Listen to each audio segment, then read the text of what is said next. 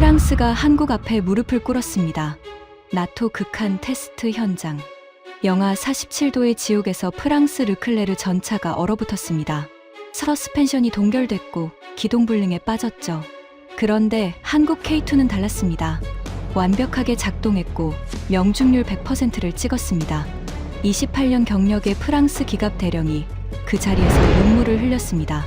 200년 프랑스 전차의 자존심이 무너진 순간이었죠. 하지만 진짜 충격은 그 다음이었습니다. 그 충격적인 전말을 지금 공개합니다. 시작하기 전 구독과 좋아요, 그리고 대한민국 화이팅 댓글로 한국을 응원해주세요. 삐익! 파리 국방부 지하 3층 벙커에 경보음이 울려 퍼졌습니다. 나토 긴급 화상회의가 끝난 직후였습니다. 14개국 국방장관들의 얼굴이 스크린에서 사라지자마자 저를 부르는 내선 전화가 걸려왔죠. 장-릭, 당장 올라와. 피에르 모렐 차관의 목소리는 평소와 달랐습니다. 28년 군 생활 동안 수많은 위기를 겪어왔지만 그의 목소리에서 이런 떨림을 들어본 적은 없었습니다. 저는 장-릭 베르나르입니다. 프랑스 육군 제1기갑사단 부사단장, 대령이죠. 르클레르 전차와 함께 28년을 보냈습니다. 나토 파병만 3번, 사막에서도 설원에서도 프랑스의 철갑을 지휘해왔습니다. 엘리베이터가 7층에서 멈췄습니다. 차관실 문을 열자 피에르가 창가에 서 있었습니다. 에펠탑이 저녁 노을에 물들어 있었지만 그의 표정은 어두웠습니다. 장-릭, 이걸 봐. 그가 태블릿을 건넸습니다. 나토 기밀 문서였습니다. 유럽 주요국, 무기 재고 현황. 프랑스, 독일, 이탈리아, 영국. 저는 숫자를 보는 순간 숨이 멎는 것 같았습니다. 르클레르 전차 가동률 47%. 절반도 안 되는 전차만이 당장 움직일 수 있다는 뜻이었습니다. 이게 말이 됩니까? 말이 되고 안 되고가 중요한 게 아니야. 피에르가 창밖을 바라보며 말했습니다. 러시아가 내일 당장 발트해로 밀고 들어오면 우리는 2주도 못 버텨. 탄약도 예비 부품도 전부 바닥이야. 저는 태블릿을 내려놓았습니다. 손이 미세하게 떨리고 있었습니다. 신규 발주는요? 르클레르 추가 생산이면 되지 않습니까? 피에르가 씁쓸하게 웃었습니다. 7년. 네. 넥스터 시스템즈에 확인했어. 지금 발주해도 첫 물량 인도까지 7년이야. 부품 수급난에 숙련공 부족에. 7년. 저는 입술을 깨물었습니다. 러시아가 7년을 기다려줄 리 없었습니다. 독일은요? 레오파르트는 6년 대기. 라인메탈도 상황은 마찬가지야. 피에르가 책상 위에 또 다른 서류를 내려놓았습니다. 그런데 여기 이상한 나라가 하나 있어. 저는 서류를 집어들었습니다. 폴란드 국방부 발주 내역서였습니다. K2 흑표 전차 180대. 발주일로부터 87일 만에 첫 물량 인도 완료. 저는 눈을 의심했습니다. 87일이요? 이게 오타 아닙니까? 오타가 아니야. 피에르가 고개를 저었습니다. 한국이야. 대한민국. 한국. 저는 피식 웃음이 나왔습니다. 차관님, 농담이시죠? 한국 전차요? 농담이 아니야. 장-릭. 한국이 뭘 만들어봤다고요? 삼성 휴대폰이나 만드는 나라가 전차를. 그것도 87일 만에. 저는 서류를 책상 위에 툭 내려놓았습니다. 이건 분명 뭔가 착오가 있는 겁니다. 아니면 깡통을 납품한 거겠죠. 껍데기만 전차 모양이고 속은 텅 빈. 피에르가 저를 똑바로 쳐다봤습니다. 그래서 내가 가야 해. 뭐라고요? 한국. 직접 가서 확인해. 저는 귀를 의심했습니다. 제가요? 제가 왜 그런 데를 가야 합니까? 나토 합동조사단이 편성됐어. 프랑스 대표로 내가 가는 거야. 23명 규모. 내일 모레 출발이야. 차관님. 저는 목소리를 높였습니다. 저는 르클레르 전문가입니다. 프랑스 기갑의 자존심을 28년간 지켜온 사람이에요. 그런 제가 아시아의 짝퉁 전차나 보러 가라고요? 피에르의 눈빛이 차갑게 변했습니다. 장-릭, 지금 우리한테 자존심 따질 여유가 있는 것 같아? 저는 입을 다물었습니다. 창고는 텅 비었어. 7년을 기다릴 수 없어. 만약 한국이 진짜라면 우리도 고려해야 해. 하지만 내 임무는 간단해. 피에르가 제 어깨에 손을 얹었습니다. 한국 전차가 진짜인지 아니면 내가 의심하는 대로 그냥 마케팅 쇼인지 확인하는 거야. 만약 사기라면 내가 그걸 증명해. 나토 전체에. 저는 한참을 서 있었습니다. 창밖으로 에펠탑의 불빛이 하나둘 켜지기 시작했습니다. 100년 넘게 파리를 지켜온 철탑, 프랑스의 자존심. 그 자존심을 지키기 위해서라도 가야 했습니다. 한국의 허상을 깨부수기 위해서. 알겠습니다. 저는 고개를 끄덕였습니다. 제가 직접 가서 그 깡통의 실체를 밝혀오겠습니다. 나토 브뤼셀 본부.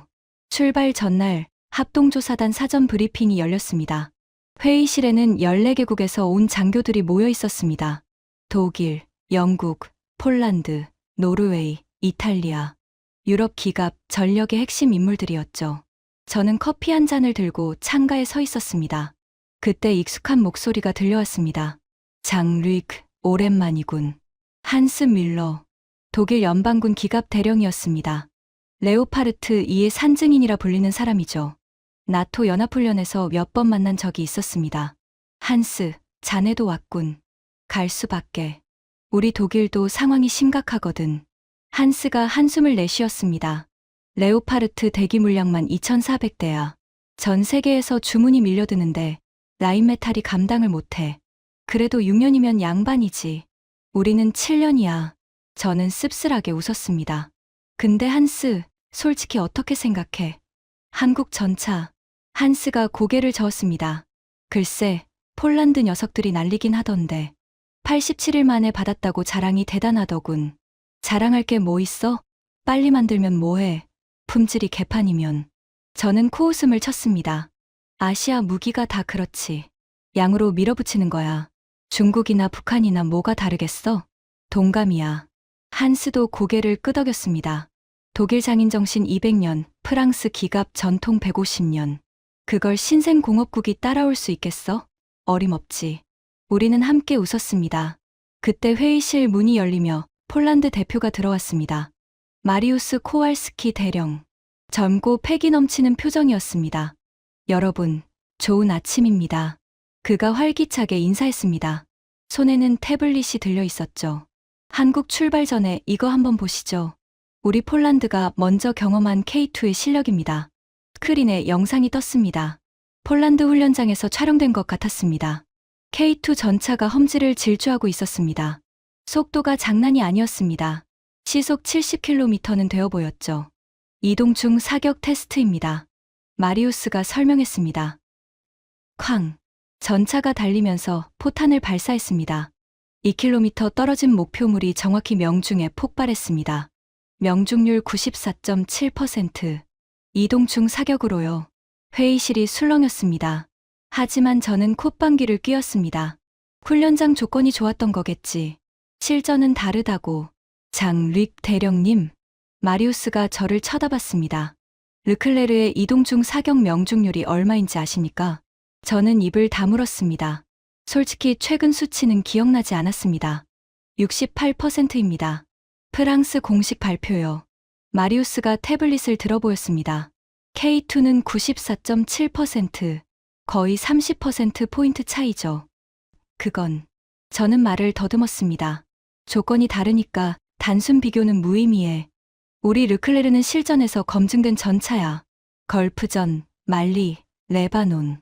수십 번의 전투를 거쳤다고. K2도 실전 경험 있습니다. 마리우스가 대답했습니다. 2010년 연평도 포격전, 기억하시죠? 북한의 기습 포격에 한국군이 K9 자주포로 대응 사격했습니다. 그 K9이 지금 폴란드에도 도입됐죠. 그건 자주포 얘기잖아. 전차랑 다르지. 기술력의 연장선입니다. 마리우스의 눈빛이 단단해졌습니다. 대령님, 혹시 편견으로 보고 계신 건 아닙니까? 회의실이 조용해졌습니다. 저는 얼굴이 화끈거렸습니다. 이 어린 폴란드 녀석이 감히 편견이라고? 저는 자리에서 일어났습니다. 나는 28년 동안 전차를 몰아온 사람이야. 사막의 50도 열기에서도 북극의 영하 40도에서도 르클레르와 함께했어. 그런 내가 편견으로 판단한다고? 그렇다면 더더욱 열린 마음으로 보셔야죠. 마리우스가 물러서지 않았습니다. 저도 처음엔 의심했습니다. 한국, 삼성이나 만드는 나라 아니야? 그런데 직접 보니까 달랐어요. 완전히. 뭐가 달랐는데? 모든 게요. 마리우스가 화면을 넘겼습니다. 납품 속도 87일, 불량률 0.17%, 부품 호환성 99.2%, 숫자가 전부 증명하고 있습니다. 0.17%. 저는 그 숫자에서 눈을 뗄 수 없었습니다. 르클레르의 불량률은 3.2%였습니다. 물론 공식 발표는 하지 않지만 내부적으로는 다 아는 사실이었죠. 0.17%라면 우리의 19분의 1. 거짓말이야. 저는 고개를 저었습니다. 그런 숫자는 불가능해. 신의 영역이라고. 그래서 직접 보러 가는 거 아닙니까? 마리우스가 미소 지었습니다. 대령님, 한국에서 뵙겠습니다. 그때 다시 얘기하시죠. 그가 회의실을 나갔습니다. 저는 한참 동안 서 있었습니다. 한스가 다가와 어깨를 툭 쳤습니다. 신경 쓰지 마. 장르익, 폴란드 애들이 뭘 알겠어. 전차 역사가 100년도 안 된 나라인데. 그래. 저는 고개를 끄덕였습니다. 하지만 마음 한구석이 불편했습니다. 0.17%라는 숫자가 머릿속에서 떠나지 않았습니다. 회의가 끝나고 저는 복도를 걸었습니다. 창밖으로 브뤼셀의 거리가 보였습니다. EU 본부 건물들이 늘어서 있었죠. 유럽 통합의 상징. 그런데 그 유럽이 지금 무기가 없어서 허덕이고 있습니다. 웃기는 상황이야. 저는 중얼거렸습니다. 200년 전 나폴레옹이 유럽을 휩쓸 때 프랑스 포병대는 세계 최강이었습니다. 1차 대전의 참호전, 2차 대전의 전격전. 우리는 언제나 전쟁의 중심에 있었죠. 그런 우리가 아시아의 작은 나라에 무기를 구걸해야 한다니. 휴대폰이 울렸습니다. 아내 말이었습니다. 여보, 내일 출발이라며? 응. 한국이야. 2주 정도 걸릴 것 같아. 한국, 거기 안전해? 안전하지. 전쟁 중인 건 북쪽이니까. 저는 피식 웃었습니다. 근데 왜 한국이야? 무슨 일인데? 무기 시찰이야. 한국 전차를 확인하러 가는 거지. 한국이 전차를 만들어? 말이도 의아해하는 것 같았습니다. 나도 몰랐어. 근데 뭐, 대단한 건 아닐 거야. 빨리 깡통임을 확인하고 돌아올게. 알았어. 조심해. 전화를 끊고 저는 다시 창밖을 바라봤습니다. 한국. 6.25 전쟁 때 우리 프랑스가 유엔대대를 보내 구해줬던 나라. 그때 할아버지도 참전하셨죠. 저는 문득 할아버지 생각이 났습니다. 앙리 베르나르. 6.25 참전용사. 10년 전에 돌아가셨지만 서재에는 아직 그분의 유품이 남아 있었습니다. 그 나라. 그때 완전히 불바다였다고 하셨지. 할아버지는 가끔 그 얘기를 하셨습니다. 폭격으로 초토화된 땅, 굶주린 사람들, 맨발로 뛰어다니는 아이들. 70년밖에 안 됐는데 저는 중얼거렸습니다. 그 폐허에서 전차를 만드는 나라가 됐다고. 그것도 유럽을 위협할 정도로? 말이 안 됐습니다. 분명 뭔가 속임수가 있을 겁니다. 파리 샤를 드골 공항. 출발 당일 아침, 저는 집을 나서기 전에 서재에 들렀습니다. 할아버지의 유품 상자가 책장 맨 위에 있었습니다. 먼지가 쌓여 있었죠. 10년 동안 손대지 않았으니까요. 저는 의자를 끌어와 상자를 내렸습니다. 뚜껑을 열자 오래된 냄새가 났습니다. 세월의 냄새. 안에는 할아버지의 군복 단추, 사진 몇 장, 그리고 훈장들이 있었습니다. 저는 훈장을 집어들었습니다. 한국 정부가 수여한 참전 기장이었습니다. 대한민국. 저는 훈장에 새겨진 태극 문양을 바라봤습니다. 70년 전 할아버지가 목숨 걸고 지켰던 나라. 그런데 지금 그 나라가 우리에게 무기를 판다니. 상자 바닥에 봉투 하나가 있었습니다. 낡고 누렇게 바랜 봉투. 저는 봉투를 집어들었습니다. 뭔가 적혀 있었지만 한글이라 읽을 수가 없었습니다. 이건 뭐지? 열어볼까 하다가 그만뒀습니다. 시간이 없었거든요. 저는 봉투를 주머니에 넣고 서재를 나왔습니다. 공항에는 이미 조사단원들이 모여 있었습니다. 소피 디퐁 분석관이 다가왔습니다. 프랑스 방산청 소속 40대 초반의 여성이었죠. 데이터 분석의 귀재라고 불리는 사람입니다. 대령님, 준비되셨습니까? 준비라고 할 것도 없지. 깡통 구경하러 가는 건데. 저는 퉁명스럽게 대답했습니다. 소피가 살짝 미소 지었습니다. 대령님, 혹시 K2 사양서 보셨습니까? 아니, 관심 없어서. 한번 보시는 게 좋을 것 같습니다. 그녀가 태블릿을 건넸습니다. K2 흑표 전차 사양서. 저는 대충 훑어봤습니다. 주포 55구 경장 120mm 활강포, 엔진 1500마력 디젤 파워팩, 최고 속도 70km, 도하 능력 4.1m 수중도하 가능. 르클레르랑 비슷하네. 비슷한 게 아닙니다. 소피가 고개를 저었습니다. 여기 보세요. 능동 방어 시스템, 피하 식별 자동화, 피격 시 자동 반격 알고리즘. 전차가 스스로 적을 식별하고 반격한다는 겁니다. AI가 탑재돼 있어요. 저는 태블릿을 다시 봤습니다. 분명히 그렇게 적혀 있었습니다.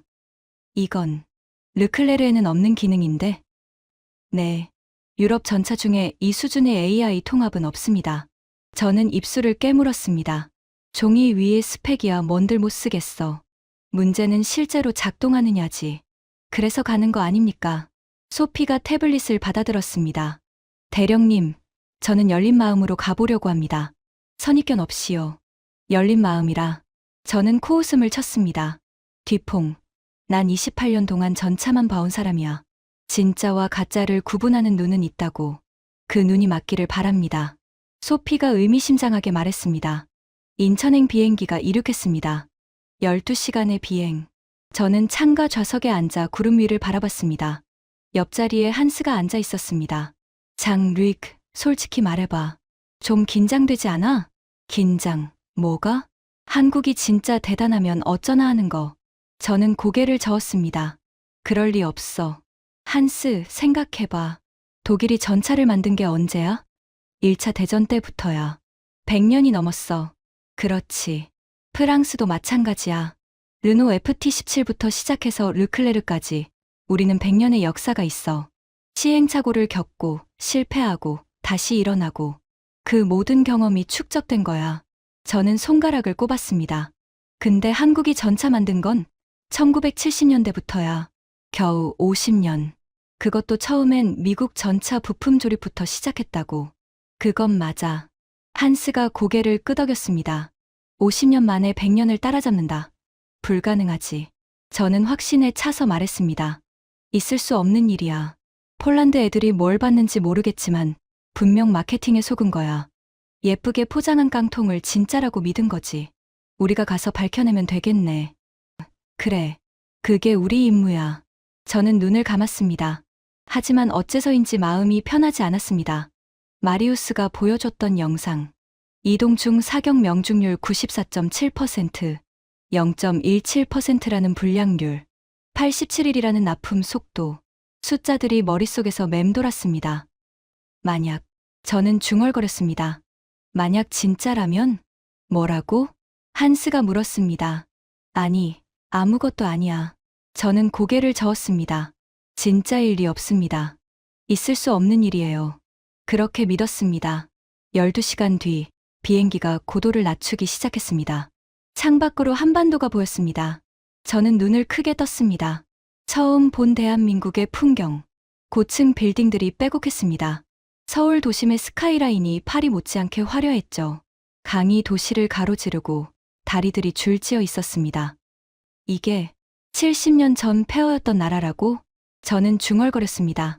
한스도 창밖을 바라보고 있었습니다. 대단하긴 하네. 도시가 생각보다 훨씬 발전해 있어. 도시야 뭐, 돈만 있으면 짓지. 저는 애써 무심한 척했습니다. 하지만 가슴이 뛰고 있었습니다. 왜인지는 모르겠지만 비행기가 인천공항에 착륙했습니다. 문이 열리고 저는 첫 발을 내디뎠습니다. 습한 공기가 얼굴을 스쳤습니다. 아시아 특유의 냄새, 공항 건물이 눈에 들어왔습니다. 어마어마하게 컸습니다. 파리샤를 드골보다 더 크고 현대적으로 보였죠. 환영합니다. 프랑스 대표단. 누군가 다가왔습니다. 양복을 입은 40대 남자였습니다. 저는 현대로템 김태우입니다. 이번 시찰 안내를 맡게 됐습니다. 그가 손을 내밀었습니다. 저는 잠시 그의 손을 바라봤습니다. 거칠었습니다. 굵은 마디, 손톱 밑에 지워지지 않은 검은 자국. 기술자의 손이었습니다. 현장에서 잔뼈가 굵은 사람의 손. 저는 악수를 했습니다. 장-르익 베르나르입니다. 프랑스 기갑 대령이죠. 대령님, 긴 비행에 고생 많으셨습니다. 바로 창원으로 이동하시겠습니까? 아니면 하루 쉬시겠습니까? 저는 코웃음을 쳤습니다. 바로 가죠. 깡통 구경하는데 뭘 쉬어요. 김 박사의 표정이 굳어졌습니다. 하지만 금세 미소를 되찾았습니다. 알겠습니다. 그럼 바로 출발하시죠. 저는 주머니 속 봉투를 만졌습니다. 할아버지의 봉투. 70년 전 이 땅을 밟았던 할아버지. 그때 이 나라는 폐허였습니다. 지금은 저는 공항 창밖을 바라봤습니다. 끝없이 이어지는 고속도로, 질주하는 자동차들, 그리고 저 멀리 보이는 도시의 불빛. 한국. 저는 중얼거렸습니다. 진짜 뭐가 달라진 건가? 대답은 창원에서 확인해야 했습니다. 저는 버스에 올랐습니다. K2 전차를 향해. 제 편견을 증명하기 위해. 아니면 깨지기 위해. 버스가 경남 창원에 도착한 건 저녁 무렵이었습니다. 4시간의 이동. 차창 밖으로 스쳐 지나간 한국의 풍경은 예상과 완전히 달랐습니다. 깔끔하게 정비된 고속도로, 줄지어 선 공장 단지들, 그리고 끝없이 이어지는 산업시설. 여기가 창원입니다. 김태호 박사가 창밖을 가리켰습니다. 한국 방위산업의 심장이죠. 현대로템, 한화에어로스페이스, LI진엑스원. 한국의 주요 방산 기업들이 모여 있습니다. 저는 창밖을 바라봤습니다. 거대한 공장들이 늘어서 있었습니다. 굴뚝에서는 연기가 피어오르고 트럭들이 쉴 새 없이 오갔죠. 규모가 생각보다 크군. 한스가 중얼거렸습니다. 독일 루르 공업시대 못지않은데. 저는 코웃음을 쳤습니다. 규모가 크면 뭐해? 중요한 건 뭘 만드느냐지. 버스가 현대로템 정문 앞에 멈췄습니다. 거대한 철문이 열렸습니다. 경비원들이 일제히 경례를 했죠. 환영합니다. 나토 조사단. 현수막이 걸려 있었습니다. 영어와 한글로. 저는 버스에서 내렸습니다. 공기가 달랐습니다. 금속 냄새, 기름 냄새, 그리고 뭔가 뜨거운 열기. 공장이 살아 숨 쉬고 있었습니다. 김 박사가 헬멧을 나눠줬습니다. 자, 이쪽으로 오시죠. K2 생산 라인을 직접 보여드리겠습니다. 저는 헬멧을 쓰고 그를 따라갔습니다. 거대한 철문이 열렸습니다. 쿵! 그 순간 저는 발이 멈췄습니다. 이게 눈앞에 펼쳐진 광경을 믿을 수 없었습니다. 축구장 10개는 좋게 될 것 같은 거대한 공간. 그런데 사람이 없었습니다. 대신 수백 대의 로봇팔이 일사불란하게 움직이고 있었습니다. 치지지, 퍼퍼퍼, 용접 불꽃이 쏟아졌습니다. 파란 섬광이 눈을 찔렀죠. 컨베이어 벨트 위로 전차 부품들이 흘러갔습니다. 거대한 포탑, 두꺼운 장갑판, 정밀한 조준 장치. 로봇 팔들이 그것들을 집어 올려 정확한 위치에 끼워 넣었습니다. 쿵, 철컥, 치익. 기계음이 교향곡처럼 울려 퍼졌습니다. 이건 뭡니까? 저는 더듬거리며 물었습니다. K2 자동화 생산 라인입니다. 김 박사가 담담하게 대답했습니다. 자동화율 98%. 사람 손이 필요한 건 최종 검수와 미세 조정뿐입니다. 98%라고요? 한스가 소리쳤습니다. 독일 라인메탈도 70%가 한계인데 저희는 5년 전에 70%였습니다. 김 박사가 고개를 끄덕였습니다. 지금은 98%죠. 내년엔 99%를 목표로 하고 있습니다. 저는 멍하니 로봇팔들을 바라봤습니다. 르클레르 생산 공장은 제가 잘 알고 있습니다. 수백 명의 숙련공들이 땀 흘리며 일하는 곳이죠. 한 대를 만드는데 18개월이 걸립니다. 그런데 여기는 저기 보이십니까? 김 박사가 생산 라인 끝을 가리켰습니다. 완성된 K2 전차 한 대가 서 있었습니다. 검은 철갑이 형광등 불빛을 반사하고 있었죠. 저 전차 72시간 전에 부품 상태였습니다. 72시간이요? 저는 귀를 의심했습니다. 3일 만에 전차 한 대가 완성된다는 겁니까? 네.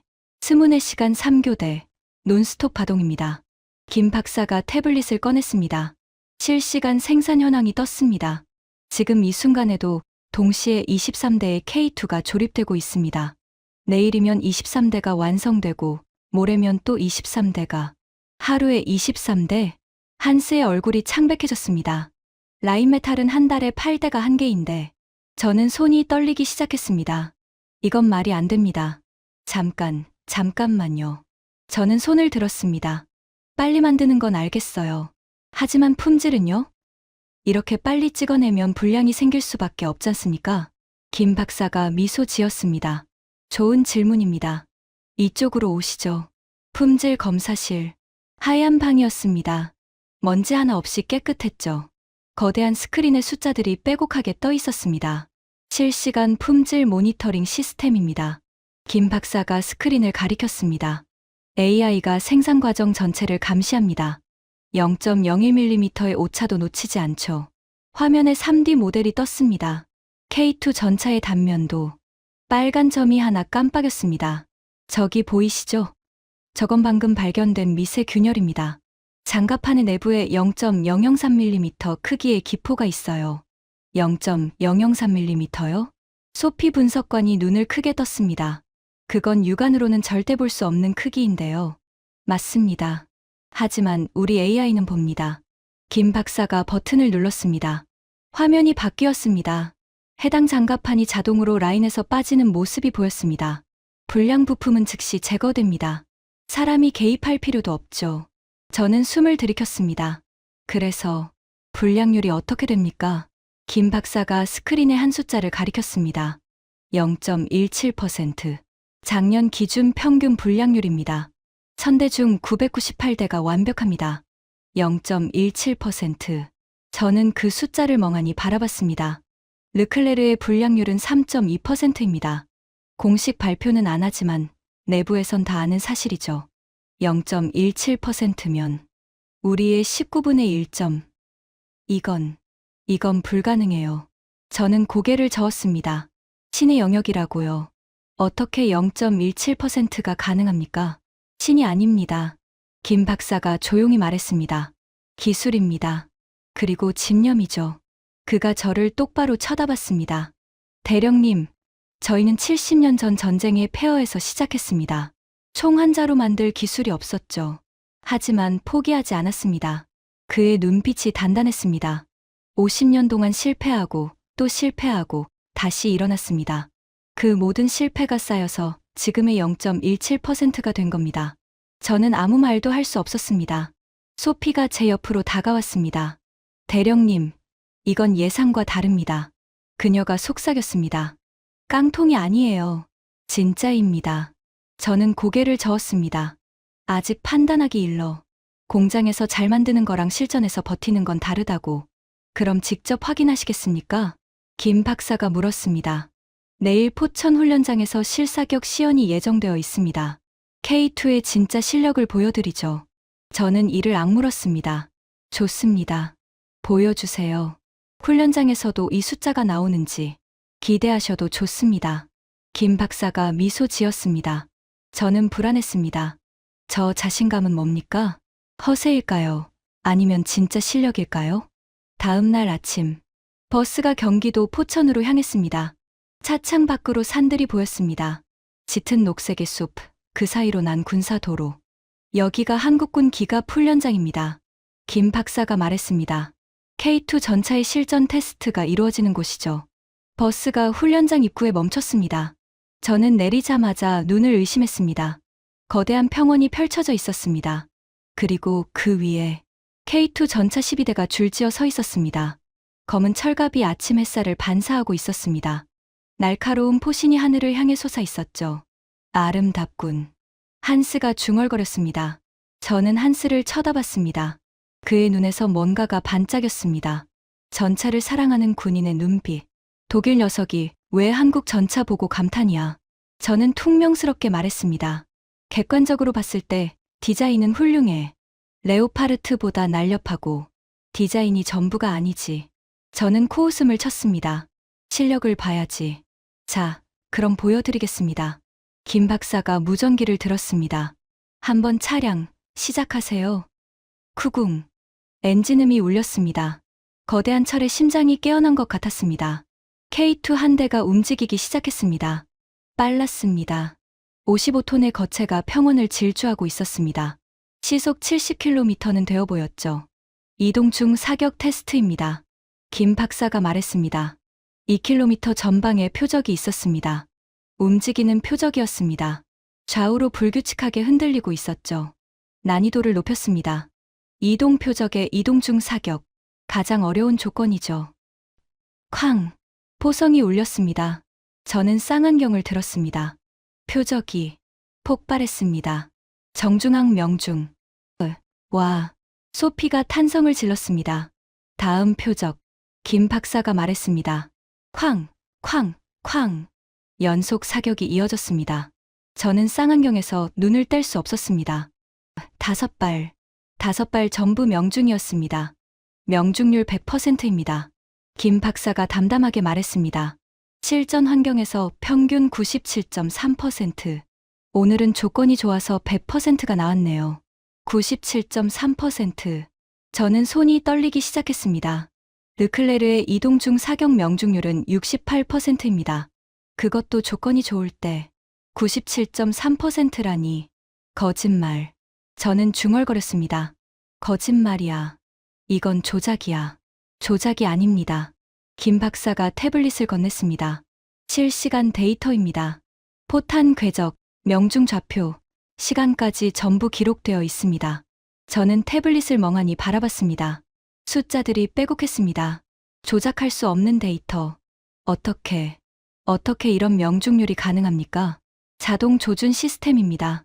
김 박사가 설명했습니다. AI가 표적을 추적하고 바람, 습도, 기온, 차체 진동까지 계산해서 포신을 조절합니다. 사수는 방아쇠만 당기면 됩니다.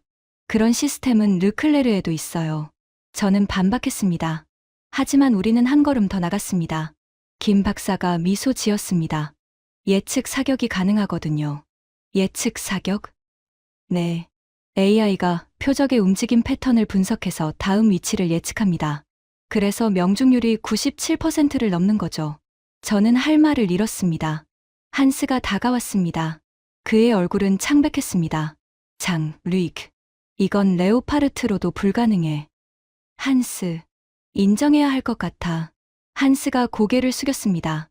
적어도 사격 성능에서는 우리가 졌어. 저는 한스를 쳐다봤습니다. 레오파르트의 산증인이라 불리는 남자가 고개를 숙이고 있었습니다. 아직 끝난 게 아니야. 저는 이를 악물었습니다. 훈련장 조건에서 잘하는 건 당연해. 문제는 극한 환경이라고. 극한 환경이요? 김 박사가 물었습니다. 그래요. 영하 30도, 40도. 그런 환경에서도 작동합니까? 사막의 50도 열기에서도? 저는 도전적으로 물었습니다. 김 박사가 잠시 생각하더니 미소 지었습니다. 마침 좋은 기회가 있습니다. 뭔데요? 다음 주에 나토 극한환경 합동훈련이 있습니다. 노르웨이 레나 훈련장이죠. 레나 훈련장. 저는 알고 있었습니다. 나토 최악의 훈련장. 영하 50도까지 내려가는 지옥. K2가 참가할 예정입니다. 김 박사가 말했습니다. 대령님도 오시겠습니까? 직접 확인하시게요. 저는 잠시 망설였습니다. 극한 환경 테스트. 그곳에서라면 K2의 약점이 드러날 겁니다. 르클레르도 레오파르트도 레나에서는 고생했으니까요. 좋습니다. 저는 고개를 끄덕였습니다. 가죠. 거기서 K2의 한계를 직접 확인하겠습니다. 환영합니다. 김 박사가 손을 내밀었습니다. 저는 그 손을 잡았습니다. 하지만 손이 떨리고 있었습니다. 97.3%라는 숫자가 머릿속에서 떠나지 않았습니다. 노르웨이 레나 훈련장. 일주일 뒤, 저는 북극권 가까이에 와 있었습니다. 비행기에서 내리자마자 칼바람이 얼굴을 때렸습니다.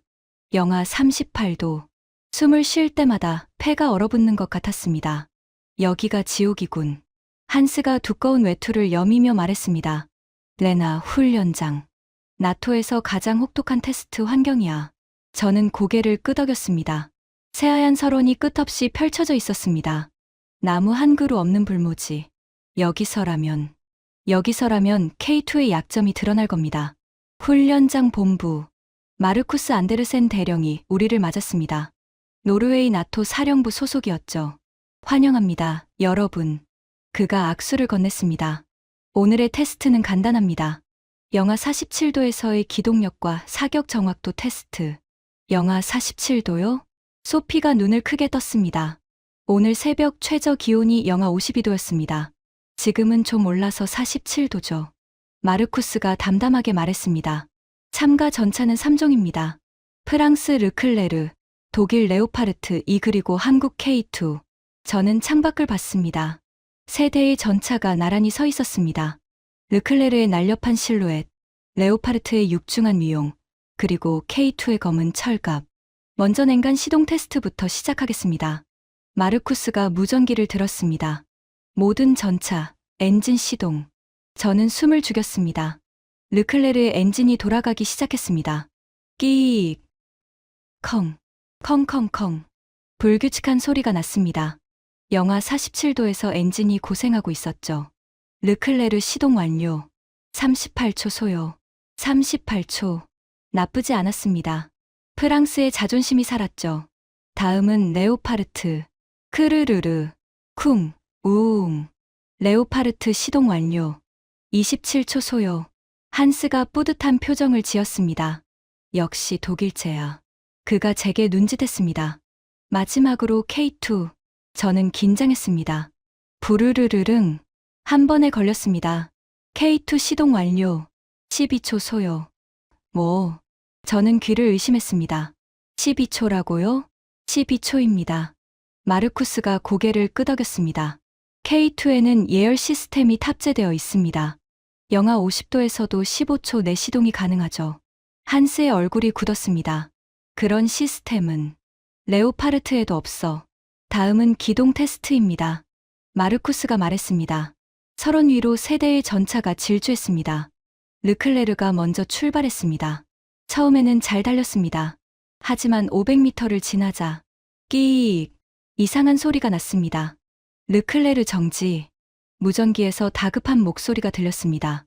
서스펜션 동결, 기동 불능. 저는 쌍안경을 들었습니다. 르클레르가 멈춰 서 있었습니다. 하얀 눈 위에 고립된 철의 무덤처럼. 젠장. 저는 욕이 나왔습니다. 다음은 레오파르트. 처음에는 순조로웠습니다. 르클레르보다 오래 버텼죠.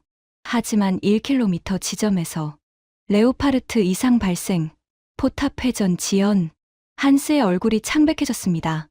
회전 지연. 그렇습니다. 유압 시스템이 동결되기 시작했습니다. 포탑 회전에 3초 지연이 발생했습니다. 3초. 전장에서 3초는 영원입니다. 그 사이에 적의 포탄이 날아올 수 있으니까요. 마지막으로 K2입니다. 마르쿠스가 말했습니다. K2가 움직이기 시작했습니다. 저는 숨을 죽이고 지켜봤습니다. 500m. 아무 이상 없음. 1km. 여전히 달리고 있음. 1.5km. 속도가 줄지 않음. 2km. 여전히 완벽. K2. 2km 지점 통과. 이상 없음. 무전기에서 보고가 들렸습니다. 저는 믿을 수가 없었습니다. 이동 중 사격 테스트 실시. 마르쿠스가 명령했습니다. K2가 달리면서 포탑을 돌렸습니다. 부드럽게. 막힘없이. 쾅. 포탄이 발사됐습니다. 1.5km 전방의 표적이 폭발했습니다. 명중. 마르쿠스가 담담하게 말했습니다. 쾅, 쾅, 쾅. 연속 사격. 5발 중 5발 명중. K2 이동 중 사격 명중률 100%. 영하 47도 환경에서 회의실이 조용해졌습니다. 저는 창밖을 바라봤습니다. 르클레르가 여전히 멈춰 서 있었습니다. 하얀 눈 속에 갇힌 채로. 어떻게. 저는 중얼거렸습니다. 어떻게 이런 일이. 루이크. 한스가 제 어깨를 잡았습니다. 그의 눈에 눈물이 맺혀 있었습니다. 우리가 졌어. 한스. 인정해야 해. 레오파르트로는 K2를 이길 수 없어. 독일 기갑의 자존심. 레오파르트의 산증인. 그가 무릎을 꿇었습니다. 저는 그 모습을 멍하니 바라봤습니다. 회의실. 나토 합동평가가 진행됐습니다. 14개국에서 온 장교들이 모여 있었습니다. 스크린에 결과가 떴습니다. 냉간 시동 K2 12초, 레오파르트 27초, 르클레르 38초. 기동력 K2 완벽, 레오파르트 포탑 지연, 르클레르 기동 불능. 사격 정확도 K2 100%, 레오파르트 미실시, 르클레르 미실시. 결론입니다. 마르쿠스가 화면을 가리켰습니다. 극한 환경 테스트 결과 K2가 압도적 1위입니다. 회의실에 웅성거림이 퍼졌습니다. 저는 고개를 숙였습니다. 200년 프랑스 기갑의 자존심, 150년 독일 전차의 전통, 그 모든 것이 한순간에 무너져 내렸습니다. 50년도 안 된 나라의 전차에 대령님, 소피가 다가왔습니다. 괜찮으십니까? 저는 대답하지 못했습니다. 괜찮지 않았습니다. 세상이 뒤집어진 것 같았습니다. 회의가 끝난 뒤 저는 혼자 훈련장으로 나갔습니다. 차가운 바람이 얼굴을 때렸습니다. 영하 47도의 칼바람. 하지만 그 추위보다 마음이 더 시렸습니다. 르클레르가 눈밭에 멈춰 서 있었습니다. 저는 그 앞에 섰습니다.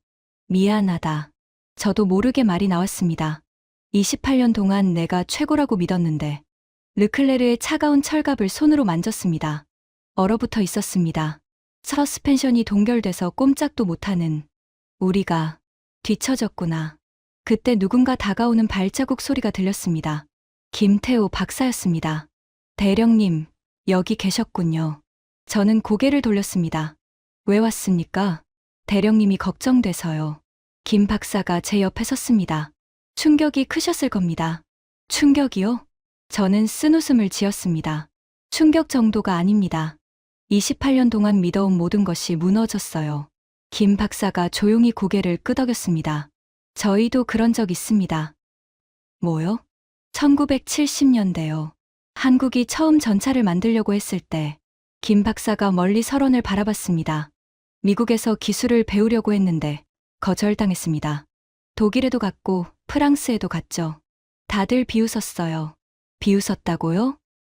네. 한국이 전차를 만든다고? 웃기는 소리 하지 마. 그런 반응이었죠. 저는 입술을 깨물었습니다. 하지만 포기하지 않았습니다. 김 박사가 저를 쳐다봤습니다. 실패하고 또 실패하고 다시 일어났죠. 50년 동안. 그 결과가 저기 있는 K2입니다. 저는 K2를 바라봤습니다. 검은 철갑이 달빛을 반사하고 있었습니다. 영하 47도에서도 꿈쩍 않는 강철의 괴물. 왜요? 저는 물었습니다. 왜 그렇게까지 했습니까? 다른 나라 무기 사서 쓰면 되잖아요. 김 박사가 잠시 침묵했습니다. 6.25 전쟁 때 일입니다. 그가 천천히 말했습니다. 한국은 아무것도 없었습니다. 총도, 포도, 전차도. 맨손으로 싸워야 했죠. 저는 숨을 죽였습니다. 유엔군이 도와줘서 간신히 살아남았습니다. 미국, 영국, 프랑스. 16개국이 피를 흘려줬죠. 프랑스도. 네. 프랑스 유엔대대도 참전했습니다. 지평리 전투에서 큰 공을 세웠죠. 저는 가슴이 뜨거워졌습니다. 할아버지가 바로 그 지평리 전투에 참전했습니다. 그때 저희는 결심했습니다. 김 박사가 말했습니다. 다시는 남의 도움 없이 스스로를 지키지 못하는 나라가 되지 말자. 그래서 50년을 이 악물고 달려왔습니다. 저는 고개를 숙였습니다. 부끄러웠습니다. 저는 28년 동안 프랑스의 자존심만 내세웠습니다. 200년 전통, 나폴레옹의 영광. 하지만 한국은 달랐습니다. 70년 전 폐허에서 시작해서 실패하고 비웃음 당하고 그래도 포기하지 않았습니다. 그 결과가 지금 눈앞에 있었습니다. 박사님, 저는 고개를 들었습니다. 솔직히 말씀해 주세요. K2가 정말 세계 최고입니까? 김 박사가 미소 지었습니다. 최고인지는 모르겠습니다. 하지만 한 가지는 확실해요. 뭔데요? 저희는 아직 끝나지 않았다는 겁니다. K2 다음엔 K3가 있고 그 다음엔 K4가 있겠죠. 멈추지 않습니다. 저는 그 말에서 뭔가를 느꼈습니다. 한국의 힘. 그건 전차의 성능이 아니었습니다. 포기하지 않는 정신. 실패해도 비웃음 당해도 다시 일어나는 집념. 그것이 한국을 만든 것이었습니다. 다음 날 나토 합동평가 회의가 열렸습니다. 14개국 대표들이 원탁에 둘러앉았습니다. 분위기는 무거웠습니다. 어제의 테스트 결과가 모두의 머릿속에 남아 있었으니까요. 자, 논의를 시작하겠습니다. 마르쿠스가 입을 열었습니다. 어제 테스트 결과를 바탕으로 나토 차기 표준 전차에 대한 의견을 나눠주시기 바랍니다. 침묵이 흘렀습니다. 아무도 먼저 말하지 않았습니다. 그때 폴란드의 마리우스가 손을 들었습니다. 저희 폴란드는 이미 K2를 도입했습니다. 그가 당당하게 말했습니다. 솔직히 말씀드리면 저희가 먼저 알아본 겁니다. 유럽이 아직 편견에 갇혀 있을 때 저희는 한국의 진짜 실력을 봤죠. 회의실이 술렁였습니다. 지금 폴란드군의 K2 운용 만족도는 98%입니다. 정비 편의성, 가동률, 사격 정확도, 모든 면에서 레오파르트를 능가합니다. 한스의 얼굴이 굳었습니다. 저희 독일은 한스가 천천히 입을 열었습니다. 모든 시선이 그에게 집중됐습니다. 저희 독일은 K2의 우수성을 인정합니다. 웅성거림이 퍼졌습니다. 어제 테스트에서 레오파르트의 한계가 드러났습니다. 영하 47도에서 포탑 회전 지연. 이건 실전에서 치명적입니다. 한스가 고개를 숙였습니다. 라인 메탈과 협의 중입니다. K2의 기술 일부를 도입하는 방안을요. 독일이 한국 기술을 도입한다고요? 영국 대표가 놀란 목소리로 물었습니다. 네, 필요하다면 그래야죠. 한스가 담담하게 대답했습니다. 자존심 때문에 낙후되는 것보다 낫습니다. 저는 한스를 바라봤습니다. 독일 기갑의 자존심, 레오파르트의 산증인, 그가 한국에 손을 내밀고 있었습니다. 프랑스는 어떻습니까? 마르쿠스가 저를 쳐다봤습니다. 모든 시선이 제게로 향했습니다. 저는 잠시 침묵했습니다. 어제의 광경이 떠올랐습니다. 르클레르가 눈밭에 멈춰 선 모습, K2가 영하 47도에서 완벽하게 작동하는 모습, 그리고 김 박사의 말. 다시는 남의 도움 없이 스스로를 지키지 못하는 나라가 되지 말자. 저는 천천히 입을 열었습니다. 프랑스는 회의실이 조용해졌습니다. 프랑스는 K2를 인정합니다. 웅성거림이 폭발했습니다. 어제 테스트에서 르클레르는 기동불능에 빠졌습니다. 서스펜션 동결. 영하 47도에서 움직일 수도 없었죠. 저는 담담하게 말했습니다. 반면 K2는 완벽했습니다. 냉간 시동 12초, 기동력 100%, 사격 정확도 100%. 저는 숨을 들이켰습니다. 200년 프랑스 기갑의 자존심. 그걸 버릴 수는 없습니다. 하지만 자존심 때문에 현실을 외면할 수도 없습니다. 회의실이 조용했습니다. 저는 귀국 후 K2 도입을 건의할 생각입니다. 장-릭 대령. 누군가 소리쳤습니다. 프랑스 대표단의 한 장교였습니다. 젊은 중령이었죠. 당신, 프랑스의 배신자야. 그가 자리에서 벌떡 일어났습니다. 르클레르를 버리고 아시아 전차를 도입하겠다고? 나폴레옹이 무덤에서 통곡할 일이야. 저는 그를 똑바로 쳐다봤습니다. 중령. 제 목소리는 차가웠습니다. 나폴레옹은 200년 전에 죽었습니다. 하지만 러시아는 지금 당장 살아서 우리를 위협하고 있어요. 중령의 얼굴이 굳었습니다. 우리 무기 창고는 텅 비었습니다. 르클레르 신규 물량은 7년을 기다려야 하고요. 그 7년 동안 러시아가 침공하면 어떻게 합니까? 저는 회의실을 둘러봤습니다. 자존심이 국민을 지켜줍니까? 전통이 총알을 막아줍니까? 아무도 대답하지 못했습니다. K2는 87일 만에 납품됩니다. 불량률은 0.17%. 극한 환경에서도 완벽하게 작동합니다. 저는 단호하게 말했습니다. 저는 프랑스 군인입니다. 프랑스 국민을 지키는 게 제 임무입니다. 그 임무를 위해서라면 자존심 따위는 버릴 수 있습니다. 회의실이 정적에 휩싸였습니다. 그때 뜻밖의 목소리가 들렸습니다. 저도 대령님 의견에 동의합니다. 소피였습니다. 그녀가 자리에서 일어났습니다. 저는 데이터 분석가입니다. 숫자로 말하는 사람이죠. 그녀가 태블릿을 들어 보였습니다. K2의 모든 수치가 르클레르를 압도합니다. 납품 속도, 불량률, 가동률, 명중률. 단 하나도 르클레르가 이기는 항목이 없습니다. 그녀가 젊은 중령을 쳐다봤습니다. 숫자는 거짓말을 하지 않습니다. 중령님. 회의실에 또 다른 목소리가 터져 나왔습니다. 저도 동의합니다. 저도요. 프랑스 대표단의 다른 장교들이 하나둘 손을 들기 시작했습니다. 젊은 중령의 얼굴이 붉어졌습니다. 이건 하극상이야. 하극상이 아닙니다. 저는 조용히 말했습니다. 현실 인식입니다. 중령이 주먹을 불끈 쥐었습니다. 하지만 더 이상 반박하지 못했습니다. 숫자 앞에서는 자존심도 소용없으니까요. 마르쿠스가 회의를 정리했습니다. 오늘 회의 결과를 종합하면 나토 14개국 중 12개국이 K2의 우수성을 인정했습니다. 그가 화면을 가리켰습니다. 이로써 K2는 사실상 나토의 차세대 표준 전차로 인정받은 것입니다. 회의실에 박수가 터져 나왔습니다. 저는 창밖을 바라봤습니다. 하얀 설원 위로 K2가 서 있었습니다. 검은 철갑이 눈부신 햇살을 반사하고 있었죠. 70년 전 폐허였던 나라. 그 나라가 지금 유럽 전체를 구하고 있었습니다. 저는 주머니 속 봉투를 만졌습니다. 할아버지의 봉투. 아직 열어보지 않았습니다. 하지만 이제 열어볼 때가 된 것 같았습니다. 호텔 방. 저는 침대에 앉아 봉투를 꺼냈습니다. 낡고 누렇게 바랜 봉투. 70년의 세월이 느껴졌습니다. 저는 천천히 봉투를 열었습니다. 안에 접힌 종이 한 장이 있었습니다. 펼쳤습니다. 한글이었습니다. 읽을 수 없었습니다. 하지만 종이 아래쪽에 프랑스어 번역이 적혀 있었습니다. 할아버지가 직접 번역해 두신 것 같았습니다. 저는 그 번역을 읽기 시작했습니다. 프랑스 군인 아저씨께 저희 마을을 지켜주셔서 감사합니다.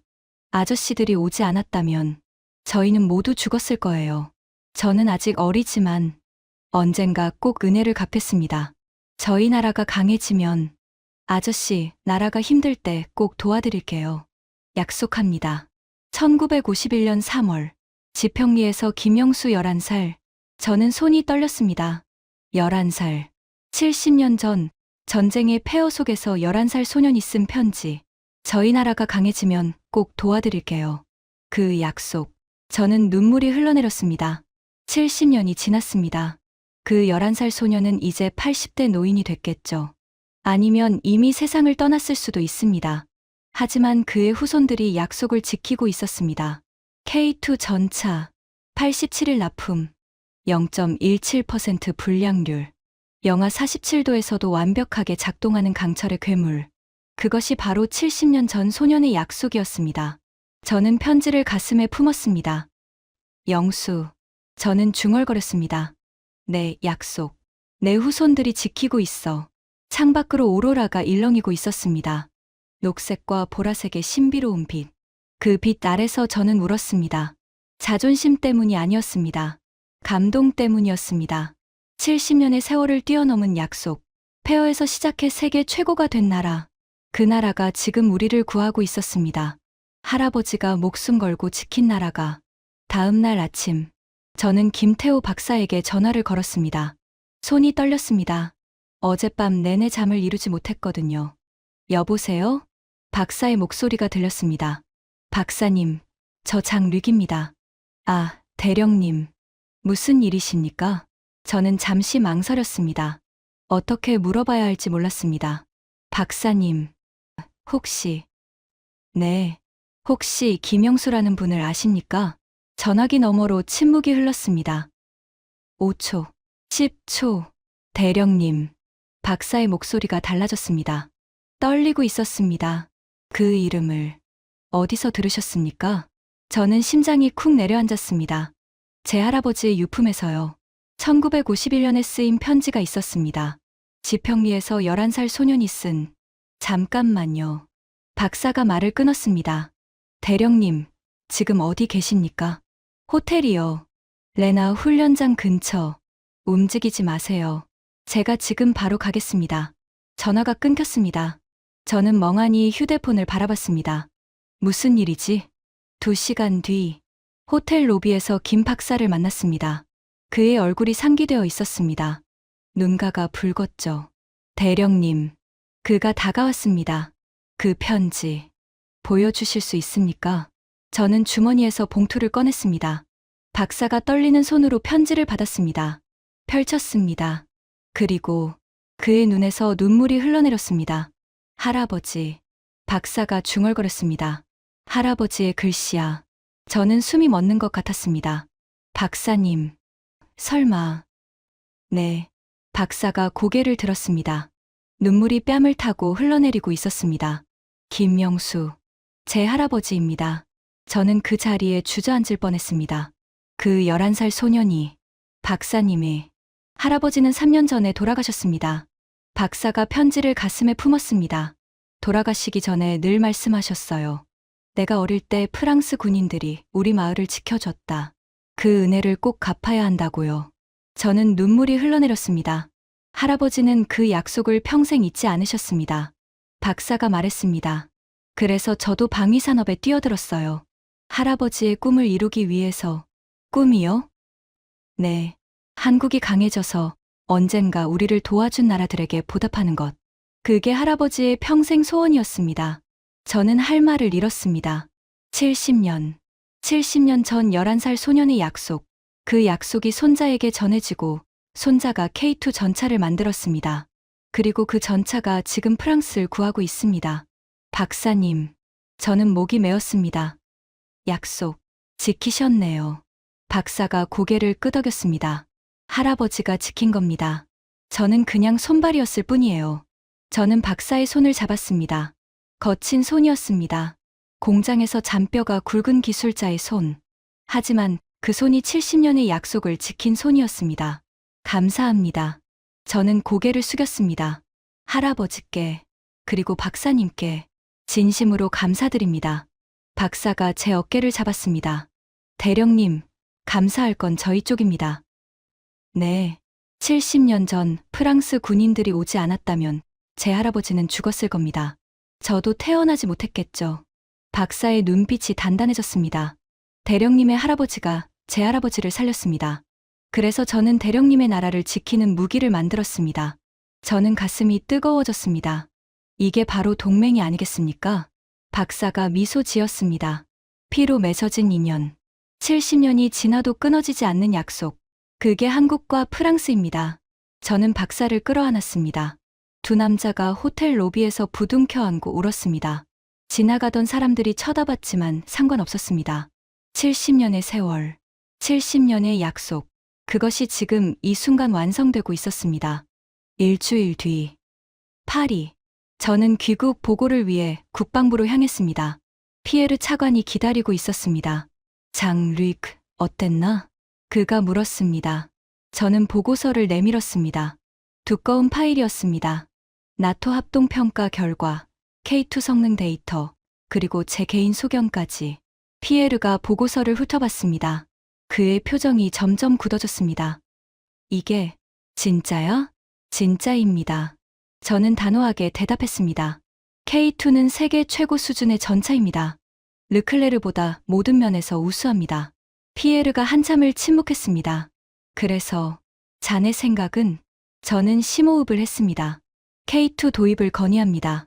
피에르가 눈을 크게 떴습니다. 프랑스가 한국 전차를 도입하겠다고? 네. 200년 기갑 전통을 버리고 전통이 국민을 지켜주지 않습니다.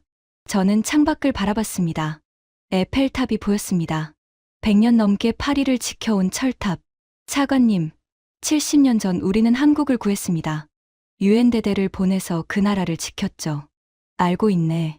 그런데 지금 그 나라가 우리를 구하려 합니다. 저는 주머니에서 편지를 꺼냈습니다. 이건 제 할아버지 유품에서 나온 편지입니다.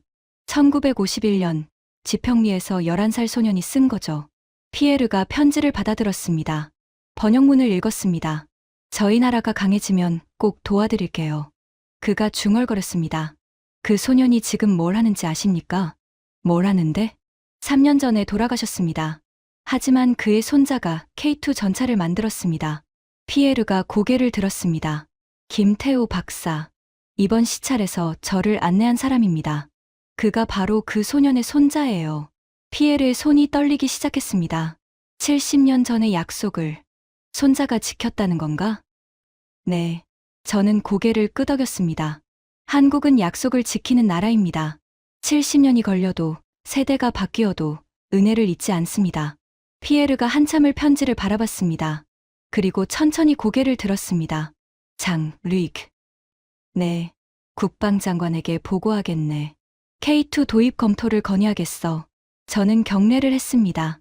감사합니다, 차관님. 고마워해야 할 건 나야. 피에르가 편지를 돌려줬습니다. 자네 덕분에 눈이 떠졌네. 자존심이 뭔지, 진짜 동맹이 뭔지. 다음 날, 저는 파리 외곽의 군인 묘지로 향했습니다.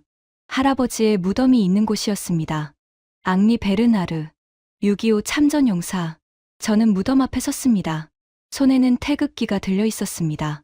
한국 대사관에서 받아온 것이었습니다. 할아버지, 저는 무릎을 꿇었습니다. 70년 전, 할아버지가 지킨 소년이 있었습니다. 바람이 불었습니다. 나무잎들이 바스락거렸죠. 그 소년은 할아버지께 약속했습니다. 나라가 강해지면 꼭 은혜를 갚겠다고요. 저는 태극기를 무덤 앞에 놓았습니다. 그 약속, 지켜졌습니다. 눈물이 흘러내렸습니다. 그 소년의 손자가 K2 전차를 만들었습니다. 세계 최고의 전차를요. 그리고 그 전차가 지금 프랑스를 구하려 합니다. 바람이 다시 불었습니다. 태극기가 펄럭였습니다. 할아버지, 보이십니까? 저는 하늘을 올려다봤습니다. 할아버지가 뿌린 씨앗이 70년 만에 꽃을 피웠습니다. 폐허였던 나라가 세계 최강이 됐습니다. 그리고 그들이 우리를 구하고 있습니다. 저는 경례를 했습니다. 할아버지, 자랑스럽습니다. 할아버지가 지킨 나라가 지금 우리를 지키고 있습니다. 묘지를 나서는데 휴대폰이 울렸습니다. 김태호 박사였습니다.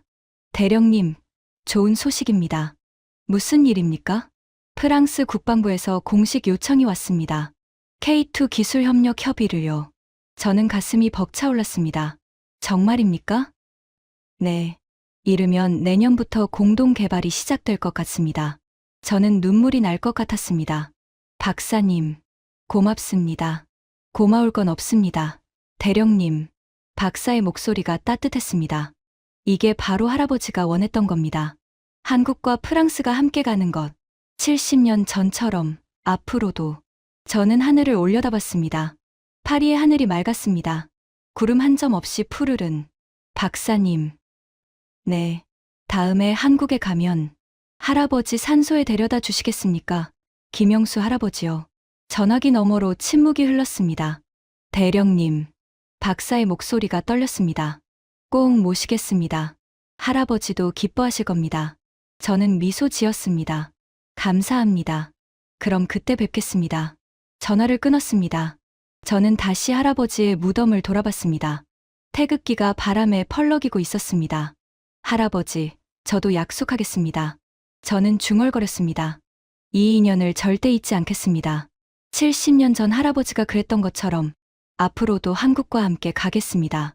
바람이 불었습니다. 마치 할아버지가 대답하는 것 같았습니다. 저녁, 집으로 돌아왔습니다. 서재에 앉아 창밖을 바라봤습니다. 에펠탑의 불빛이 반짝이고 있었습니다. 저는 책상 위에 할아버지의 훈장을 꺼내 놓았습니다. 그리고 그 옆에 김 박사가 보내준 사진을 올려놓았습니다. K2 전차 앞에서 찍은 사진이었습니다. 저와 김 박사가 나란히 서 있었죠. 두 남자, 두 나라, 70년의 인연. 한국. 저는 중얼거렸습니다. 28일 전만 해도 저는 한국을 무시했습니다. 아시아의 작은 나라, 삼성 휴대폰이나 만드는 곳, 전차, 깡통이겠지. 하지만 틀렸습니다. 완전히 틀렸습니다. 한국은 달랐습니다. 70년 전 폐허에서 시작해서 실패하고 비웃음 당하고 그래도 포기하지 않았습니다. 그리고 지금 세계 최고의 전차를 만드는 나라가 됐습니다. 하지만 더 놀라운 건 따로 있었습니다. 그들은 은혜를 잊지 않았습니다. 70년 전의 약속을 세대를 넘겨 지켰습니다. 11살 소년의 편지가 손자의 손에서 K2 전차가 됐습니다.